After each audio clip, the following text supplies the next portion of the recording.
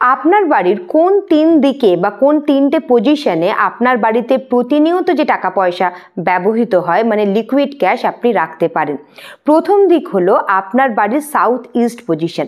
South east পজিশনে যদি আপনার কিচেন বা রান্নাঘর থাকে সেখানে একটা ছোট কৌটোর মধ্যে করে আপনি কিছু টাকা বা পয়সা মানে লিকুইড ক্যাশ রেখে দিতে পারেন। 2 নম্বর পজিশন হলো আপনার বাড়ির উত্তর দিক। উত্তর দিককে বলা হয় কুবেরের দিক। তাই এই কুবেরের স্থানে আপনি যদি বেশ কিছু লিকুইড ক্যাশ রাখেন তাহলে আপনার বাড়ির শ্রীবৃদ্ধি ঘটবে। এবং 3 নম্বর পজিশন হলো আপনার বাড়ির ওয়েস্ট পজিশন বা পশ্চিম দিক।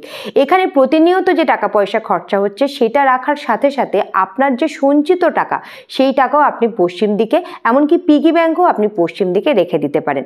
আর আপনার বাড়ির কোন 3 দিকে আপনি কখনোই কোনো টাকা পয়সা রাখবেন না, তাহলে আপনার বাড়িতে অযথা পয়সা নষ্ট হবে এবং আপনার প্রতিনিয়ত যে টাকা আসার ফ্লো আছে সেটা বাধাপ্রাপ্ত হবে। প্রথমত হলো আপনার বাড়ির সাউথ সাউথ ওয়েস্ট পজিশন।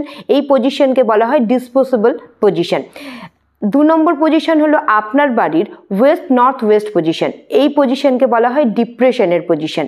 এবং 3 নম্বর হলো আপনার বাড়ির ইস্ট সাউথ ইস্ট পজিশন। এই 3টে দিক ছাড়া আপনি আগে বলা যে 3টে দিক সেই 3টে দিকে আপনার বাড়ির টাকা পয়সা রাখতে পারেন।